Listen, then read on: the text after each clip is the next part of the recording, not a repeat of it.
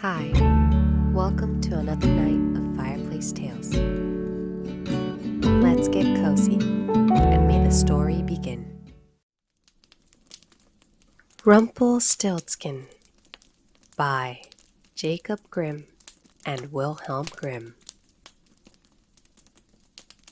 Once there was a miller who was poor, but who had a beautiful daughter.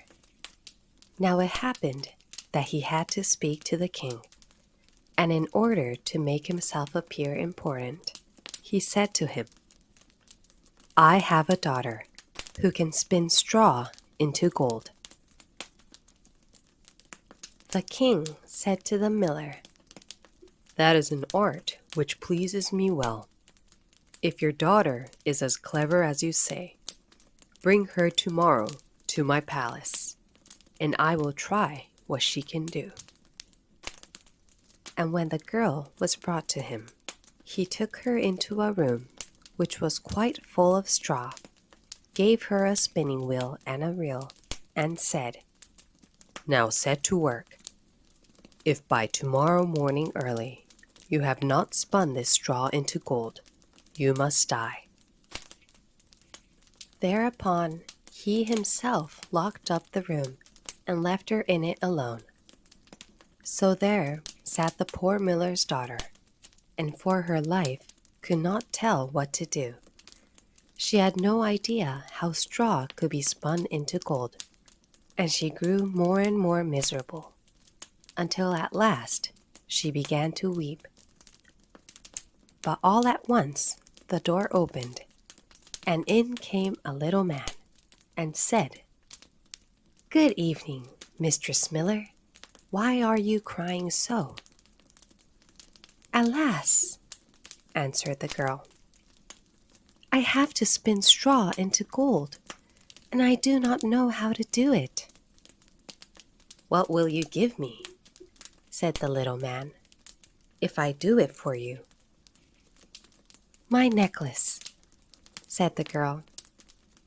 The little man took the necklace, seated himself in front of the wheel, and whir, whir, whir.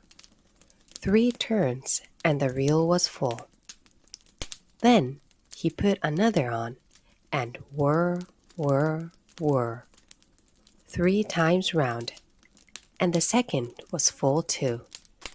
And so it went on till the morning, when all the straw was spun, and all the reels were full of gold. By daybreak, the king was there, and when he saw the gold, he was astonished and delighted. But his heart became only more greedy. He had the miller's daughter taken into another room full of straw, which was much larger, and commanded her to spin that also in one night if she valued her life. The girl knew not how to help herself, and was crying, when the door again opened, and the little man appeared, and said, "What will you give me if I spin the straw into gold for you?" "The ring on my finger," answered the girl. The little man took the ring, again began to turn the wheel, and by morning had spun all the straw into glittering gold. The king rejoiced beyond measure at the sight, but still he had not gold enough. He had the miller's daughter taken into a still larger room full of straw, and said, "You must spin this too, in the course of this night. But if you succeed, you shall be my wife." Even if she be a miller's daughter, thought he, I could not find a richer wife in the whole world. When the girl was alone, the little man came again for the 3rd time, and said, "What will you give me if I spin the straw for you this time also?" "I have nothing left that I could give," answered the girl. "Then promise me, if you should become queen, your first child." "Who knows whether that will ever happen?" thought the miller's daughter, and not knowing how else to help herself in this difficulty, she promised the little man what he wanted, and for that he once more span the straw into gold. And when the king came in the morning and found all as he had wished, he took her in marriage, and the pretty miller's daughter became a queen. A year after, she had a beautiful child, and she never gave a thought to the little man. But suddenly, he came into her room and said, "Now, give me what you promised." The queen was horror-struck, and offered the little man all the riches of the kingdom if he would leave her the child. But the little man said, "No, something that is alive is dearer to me than all the treasures in the world." Then the queen began to weep and cry, so that the little man pitied her. "I will give you 3 days' time," said he. "If by that time you find out my name, then you shall keep your child." So the queen thought the whole night of all the names that she had ever heard, and she sent a messenger over the country to inquire, far and wide, for any other names there might be. When the little man came the next day, she began with Casper, Melchior, Balthazar, and said all the names she knew, one after another. But to every one the little man said, "That is not my name." On the second day, she had inquiries made in the neighborhood as to the names of the people there, and she repeated to the little man the most uncommon and curious.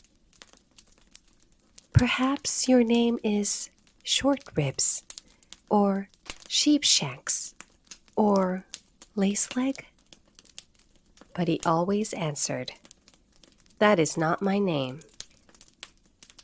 On the third day, the messenger came back again and said, "I have not been able to find a single new name, but as I came to a high mountain at the end of the forest, where the fox and the hare bid each other good night, there I saw a little house.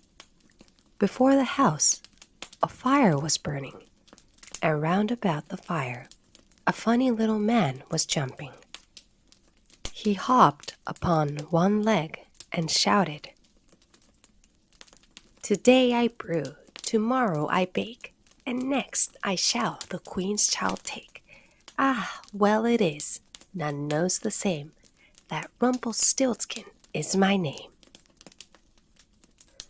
You may think how glad the queen was when she heard the name, and when soon afterward the little man came in and asked, "Now, Mistress Queen, what is my name?"